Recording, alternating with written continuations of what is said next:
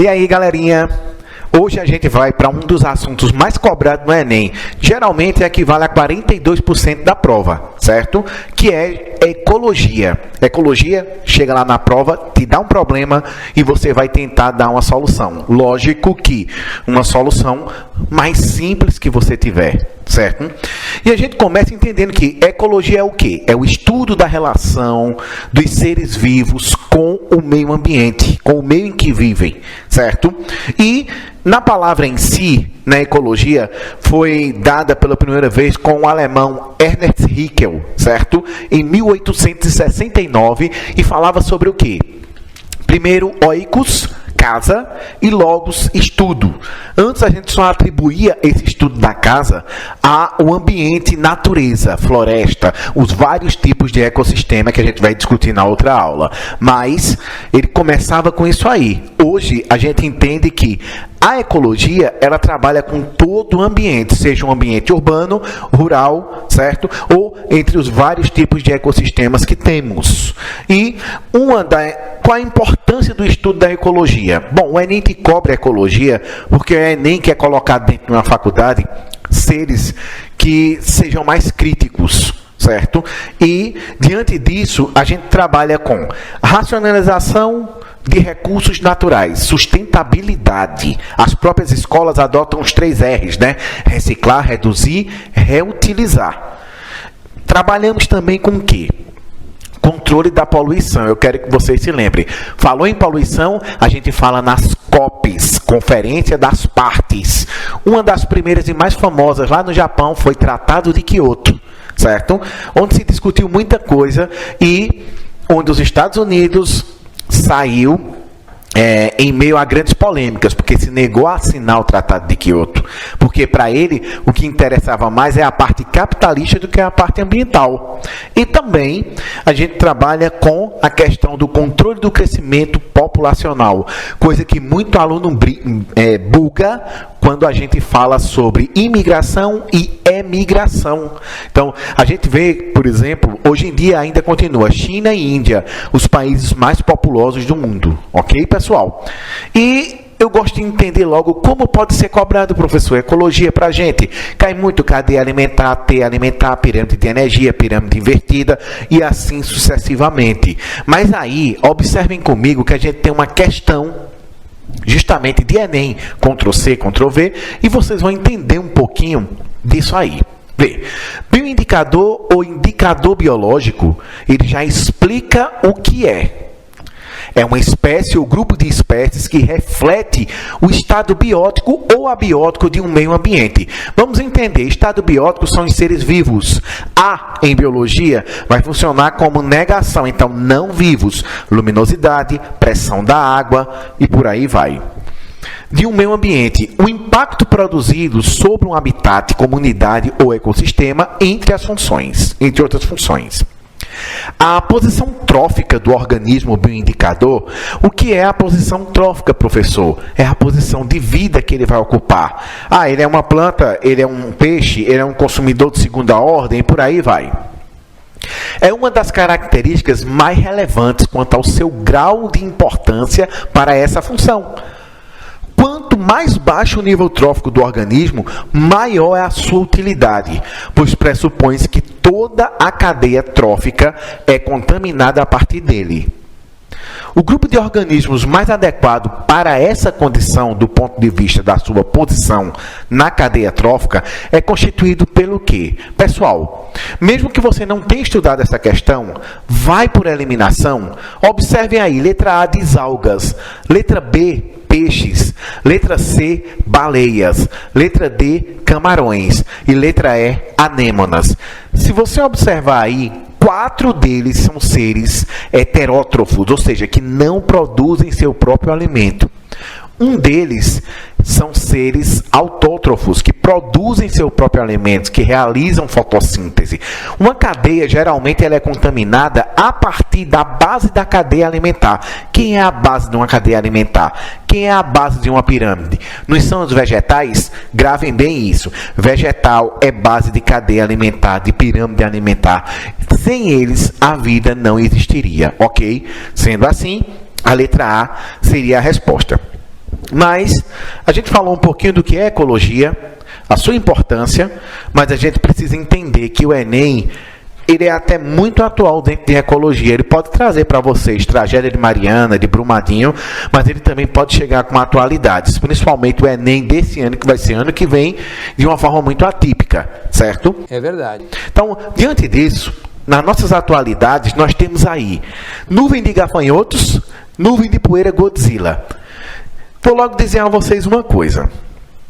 As duas aí, em partes, podem ser por ação antrópica, por mudança climática, seja pelo que for. Mas em outras partes, para vocês terem ideia, a nuvem de poeira Godzilla existe todos os anos, várias vezes lá no deserto do Saara, certo? E a nuvem de gafanhotos, gafanhoto é um ser solitário.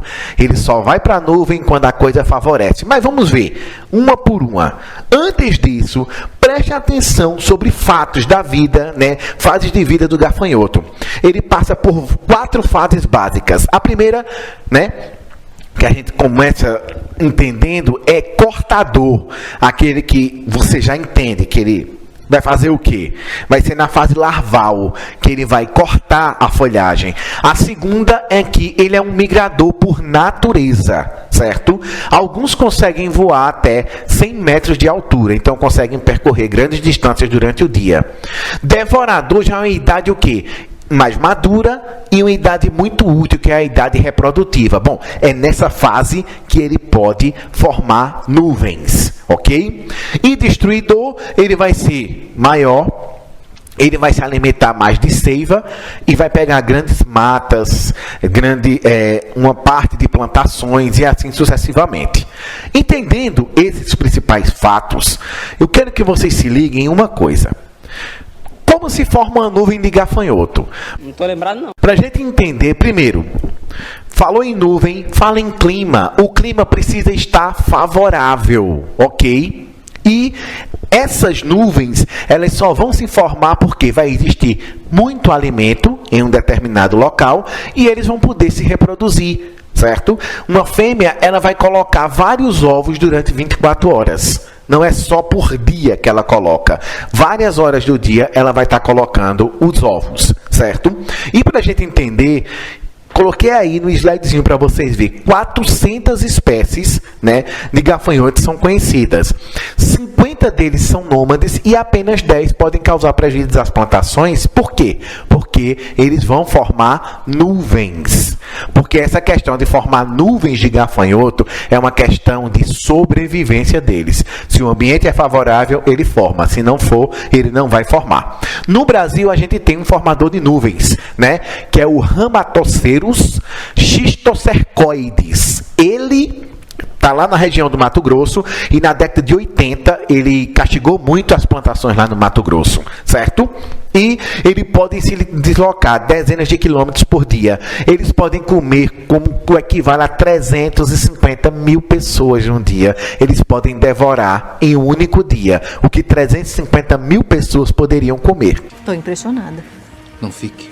Então por aí vocês tiram, certo? Então se liga agora nessa atualidade aqui. Onde surgiu essa nuvem? Todo mundo já entendeu, viu nas reportagens que foi no Paraguai, certo? Não foi nada provocado, foi coisa favorável, surgiu por conta do clima, certo? E por estar muito pertinho, então entrou na Argentina pela província de Formosa, na divisa com o Paraguai, entendeu? E aí começou a devorar, a devastar. Para o Brasil, ele vinha, mas por uma mudança climática, ele já não quis optar para entrar na região de Santa Catarina. Se o clima mudar, pode ser que a nuvem se desloque para lá, certo? Essa espécie migradora, certo? Essa espécie que forma nuvens, não é o Rhamatocerus schistocercoides. Esse faz parte do Brasil, certo? Esse é o Cistocerca cancellata, nativo da América do Sul. Beleza, gente? E prejuízo, né? Como eu disse a vocês, nessa questão de prejuízo é porque 1 quilômetro quadrado pode ter 40 milhões de insetos. Insetos são as espécies mais abundantes que a gente pode ver na Terra. Para vocês terem ideia, para cada ser humano existem 6 bilhões de insetos. Então é muito inseto, viu, gente? E eles podem consumir pastagem que equivale ao quê? 2.000 vacas ou 350 pessoas poderiam comer. E a nuvem de poeira Godzilla?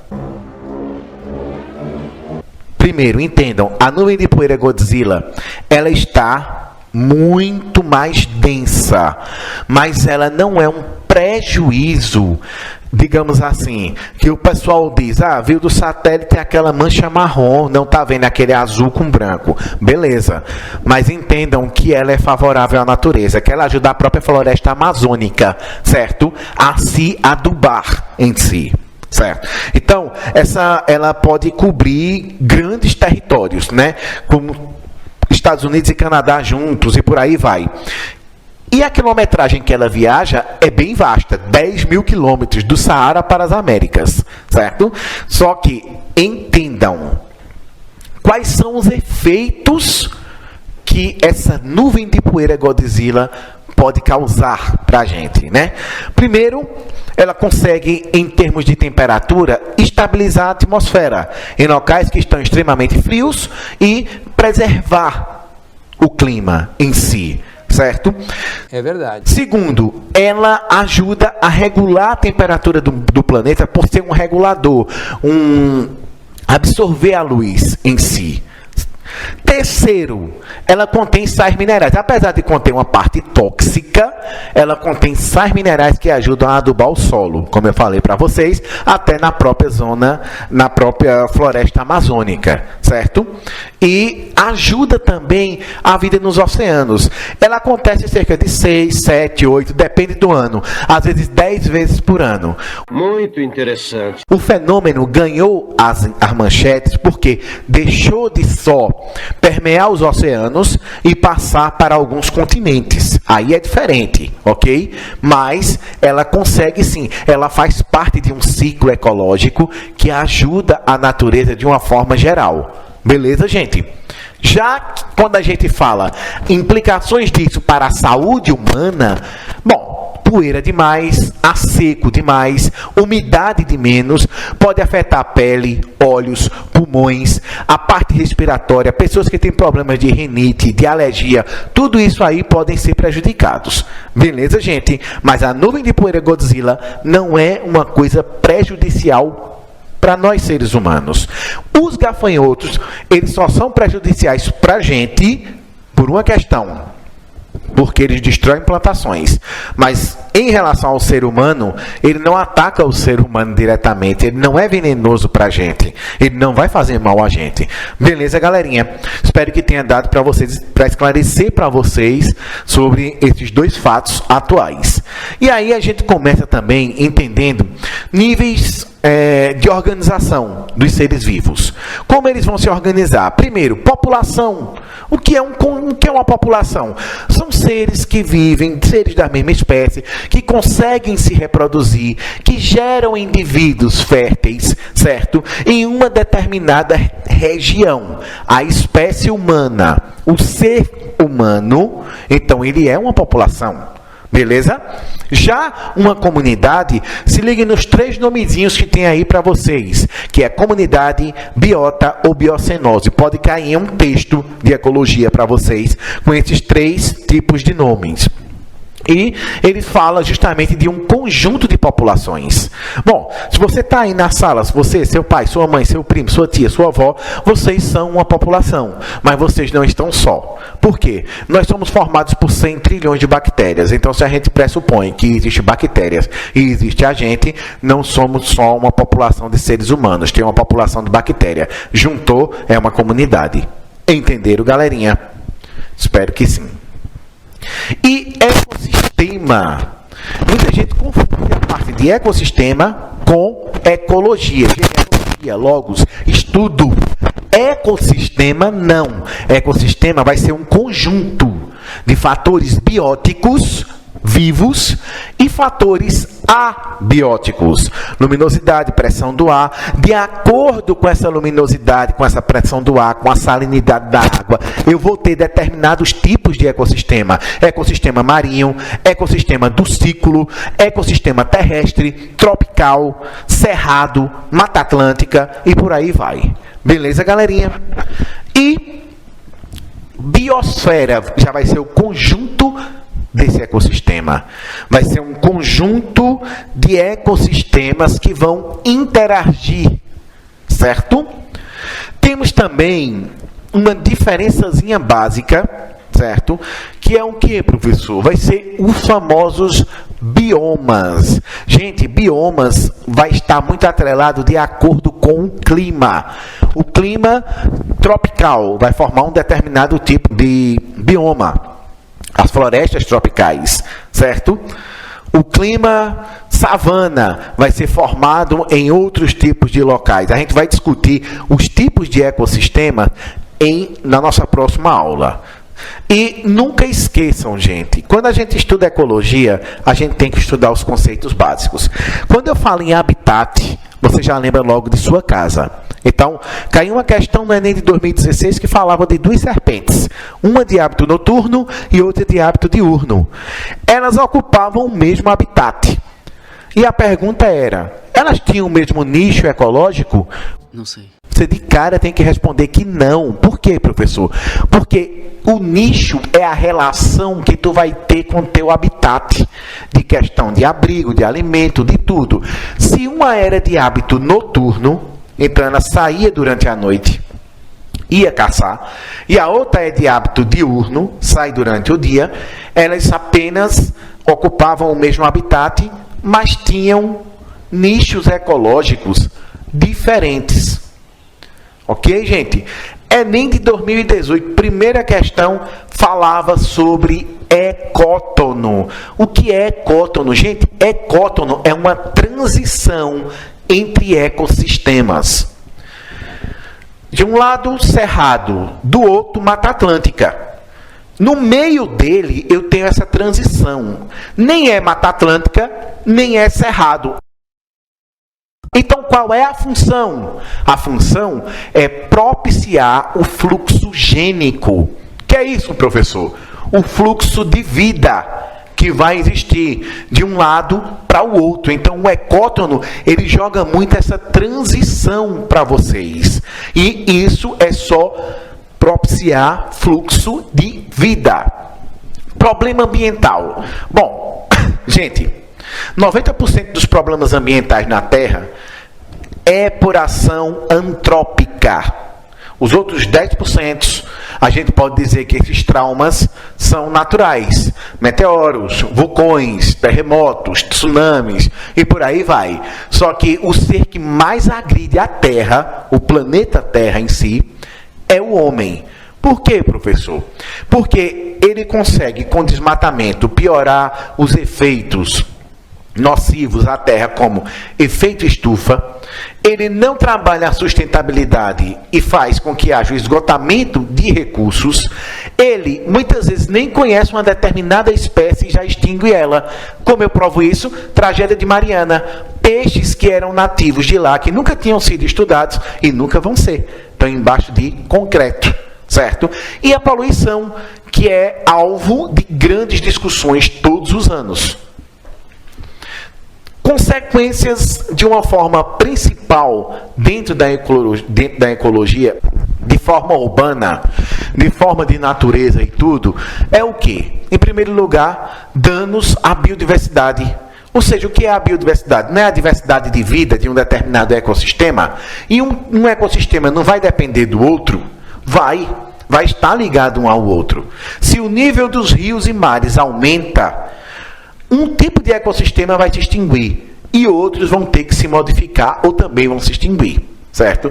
Proliferação de doenças e vetores, urbanização, se liga nisso, na época da Revolução Industrial, na época de uma urbanização, de um crescimento, começou a dispersão de vários ratos, baratas e moscas. Como consequência, a gente teve o quê? A peste negra, a doença do rato, e assim sucessivamente. Produção de chorume. O chorume vai por lençóis freáticos, atinge os rios, que atingem as plantações, que atingem a gente. Tudo é um ciclo, certo? Solo contaminado, nós também ficamos contaminados.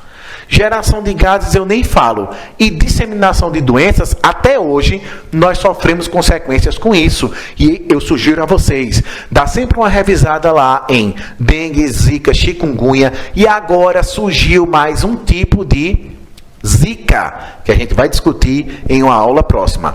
Temos também leptospirose, disenteria, doenças intestinais e por aí vai. Beleza, galerinha? Espero que vocês tenham entendido o nosso iniciozinho de ecologia e até a próxima aula, ok? Ok?